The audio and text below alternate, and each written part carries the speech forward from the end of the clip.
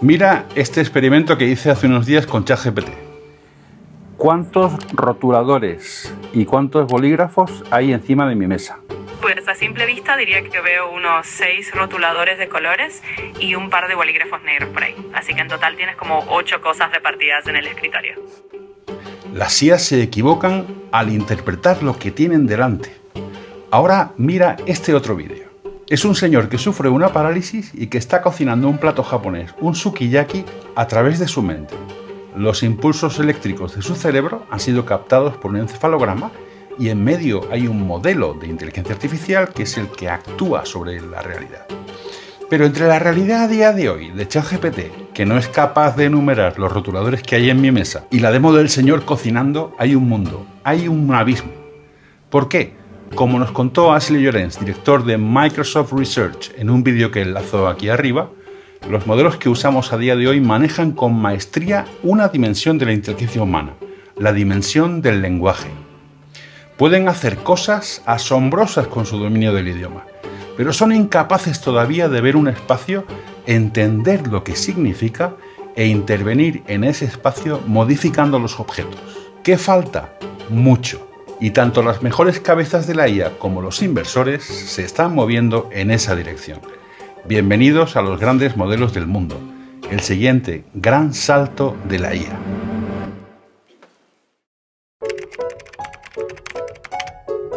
Esta que veis en pantalla es Fei Li, una investigadora de Stanford considerada por muchos como la madre de la IA y autora del experimento que acabáis de ver en el que una persona discapacitada es capaz de cocinar. Y aquí tenéis a Andrei Karpathy, su mejor discípulo, una persona que ha aparecido varias veces en este canal. Pues bien, Karpathy acaba de participar recientemente en una discusión que en el fondo trata de averiguar qué elementos o qué facetas de la inteligencia humana necesita tener la IA para poder operar en el mundo y para poder ser verdaderamente una inteligencia artificial general, ¿vale? Viene a decir en el tuit lo siguiente: los animales, incluidos los humanos, somos un tipo de inteligencia que la naturaleza fue inventando poco a poco durante millones de años. La evolución nos fue moldeando para sobrevivir, para reproducirnos, para alimentarnos, para estar juntos, para sobrevivir también, y por eso sentimos miedo, sentimos hambre, sentimos cariño, dolor, y todo esto nos ayudó a seguir vivos y forma parte esencial de la inteligencia humana o de la inteligencia biológica animal, ¿no? Sin embargo, los modelos de IA, dice Karpathy, como ChatGPT, como Grok o como Gemini, son otro tipo de inteligencia completamente distinto. Nadie los diseñó para sobrevivir en la selva o tener crías. Los crearon empresas para que escribieran texto que a la gente le guste leer y le dé muchos me gusta o clics. Los entrenaron copiando billones de frases que escribieron humanos en Internet y premiando las respuestas que más enganchan. Entonces hay una diferencia radical entre esa inteligencia biológica, por ejemplo, la inteligencia biológica de un perro, que sabe que no quiere morirse y lo tiene muy presente y por eso se alimenta, sabe cuándo tiene hambre y también agradece mucho el cariño de los seres humanos, ¿no? Hay mucha diferencia entre ese tipo de inteligencia y la inteligencia de un modelo de IA, que en el fondo lo que piensa es qué frase hará que esta persona me dé más puntos o más likes, que esa persona diga que la respuesta que le he dado es adecuada, ¿no? Por tanto, son dos cerebros, los cerebros biológicos y los cerebros, entre comillas, de inteligencia artificial, hechos de materiales completamente distintos. Uno tiene carne, el otro tiene chips de silicio, que aprenden de formas distintas y que quieren cosas distintas, ¿no? Por tanto, viene a decir Karpathy, lo que todavía separa mucho a la inteligencia artificial de las inteligencias humanas o de las inteligencias de las personas es que son una especie nueva de mente que nunca antes había existido en el planeta. Con lo cual, esto explica por qué a la IA le falta todavía mucho para responder a la promesa con la que fue diseñada originalmente. En el vídeo de hoy vamos a hablar sobre cómo la no corporeidad de la inteligencia artificial, el hecho de que no es capaz de ver, tocar, sentir las cosas, moverse por el mundo, hace que todavía esté muy lejos de poder hacer todas las tareas que un ser humano es capaz de hacer. Y esa es la definición de la inteligencia artificial general. ¿Qué puede hacer una IA y qué no puede hacer? ¿Vale? Pues la IA puede hacer de forma limitada un 20% de los trabajos que hacemos los humanos ahora, que son trabajos puramente intelectuales. Y además los puede hacer de un modo muy limitado. No tiene creatividad, no tiene capacidad de innovación y no es capaz todavía de poner en marcha procesos por sí misma. O sea, requiere todavía de la supervisión de un ser humano para hacer la mayoría de las tareas que hace un ser humano de tipo intelectual. Pero hay un 80% de las tareas que una IA no puede hacer porque no sabe cómo es el mundo, porque no es capaz de orientarse, porque no es capaz de manipular objetos, porque no es capaz de hacer muchísimas cosas que nosotros los seres humanos damos por descontado, como por ejemplo esta.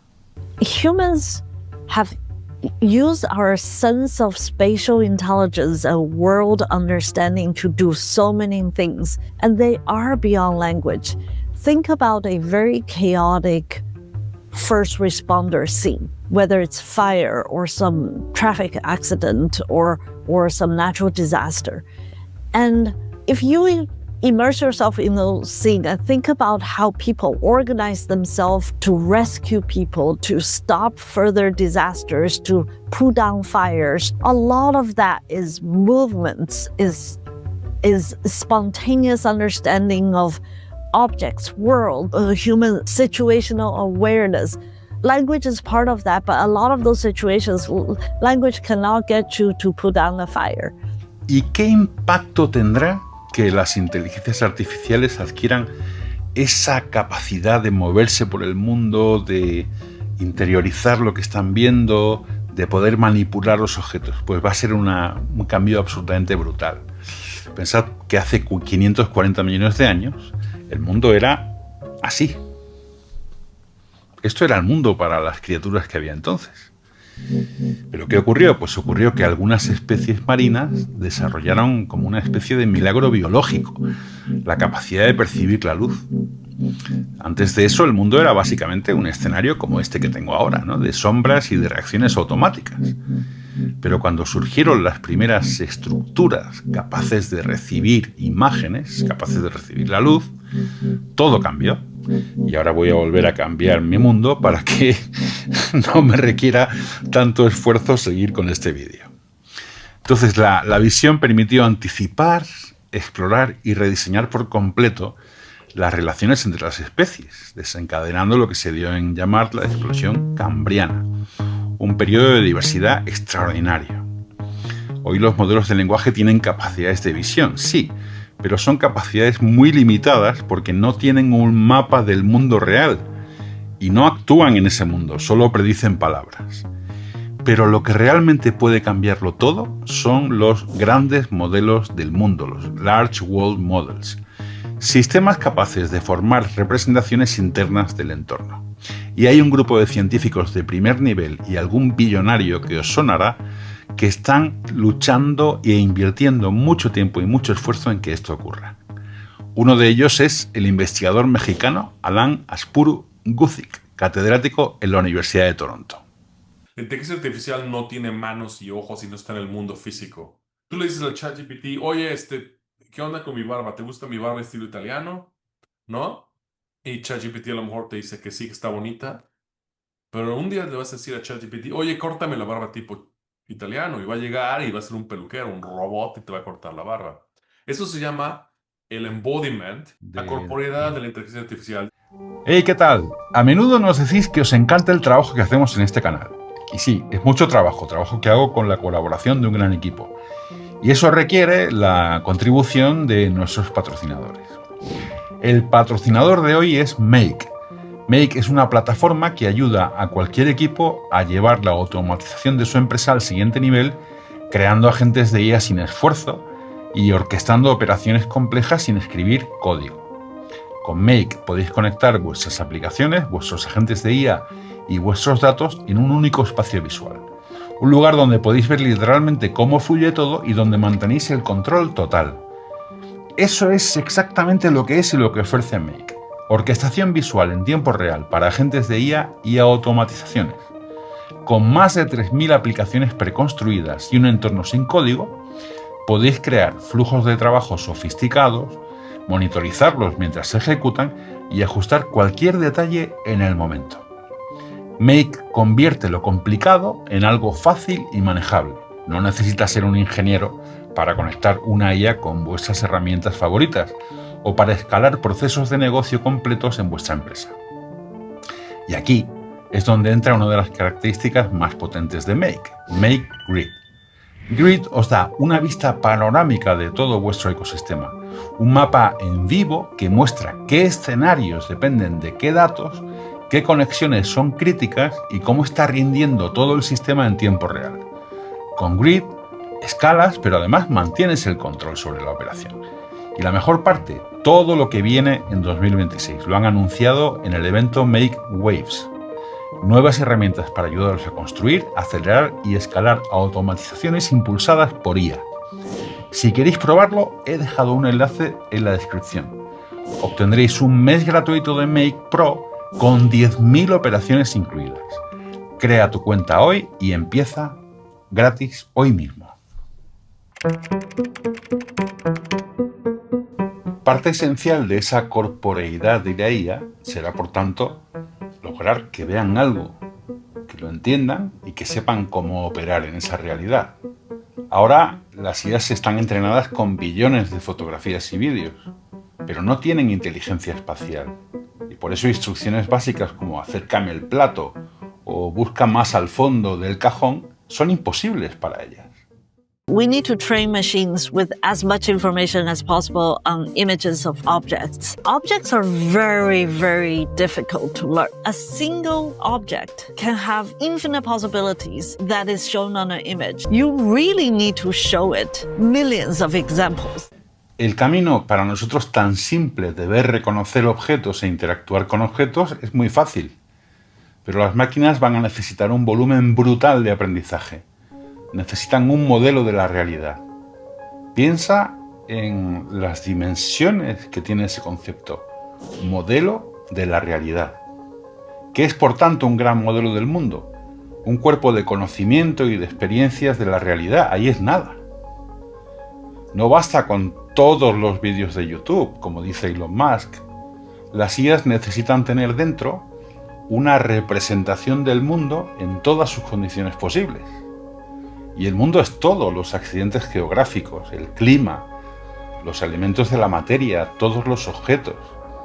La superficie de entrenamiento de la IA corpórea es casi infinita. Por eso los primeros modelos del mundo disponibles se tienen que basar en la simulación, en crear un Matrix en el que cada IA y cada robot puedan entrenarse. Es lo que hace Marvel, un modelo del mundo creado por Wald Labs, la compañía iniciada por Fei-Fei Li. Marvel permite crear universos navegables a partir de fotografías o de vídeos de la realidad. NVIDIA va un paso más allá con Cosmos, una colección de espacios open source que pueden utilizar empresas e instituciones. En Cosmos, lo que vemos en pantalla tiene incorporada la realidad física de los objetos representados. Cuando se cae una caja al suelo, la caja se comporta como lo haría una caja real. En esos espacios, las empresas pueden crear simulaciones de cualquier escenario.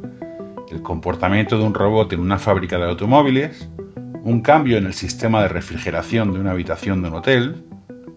Pero durante 2026 vamos a ver avances grandes en este mundo de los World Models.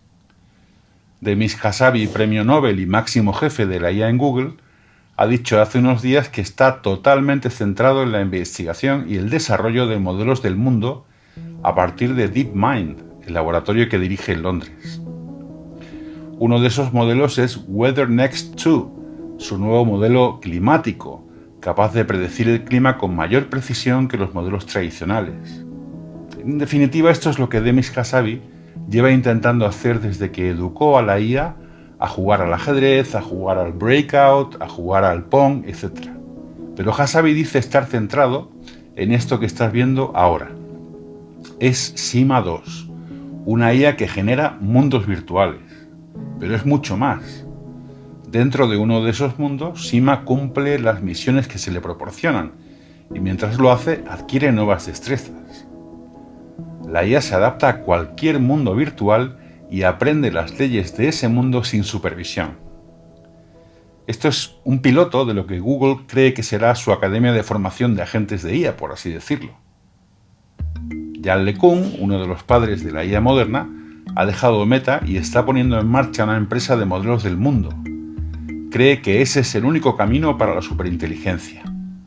Jeff Bezos ha vuelto al trabajo y ahora es co-CEO de Prometheus, un laboratorio de IA especializado en la fabricación de productos. Ha prometido invertir más de $6.000 millones en esta nueva startup. ¿Qué aplicaciones reales hay de estos modelos a día de hoy? El más obvio es el de la conducción autónoma. Tesla, Google con Waymo y firmas chinas como Baidu, con su robotaxi Apollo Go, cuentan con modelos enriquecidos por la conducción de sus propios usuarios. Tesla es la compañía que cuenta con más kilómetros de imágenes guardadas y de vídeos guardados en sus sistemas de IA. Pero hay otros ejemplos con un enorme potencial: los laboratorios de investigación autónomos. He visto uno por dentro y te voy a contar cómo es. Visité la Universidad de Toronto poco antes del otoño. Es una de las instituciones más punteras del mundo en IA. Allí fue donde me entrevisté a Geoff Hinton, el padre de la IA. Pero además visité unos laboratorios en los que está pasando una cosa difícil de creer. Hay máquinas supervisadas por científicos que están llevando a cabo experimentos a una velocidad inédita.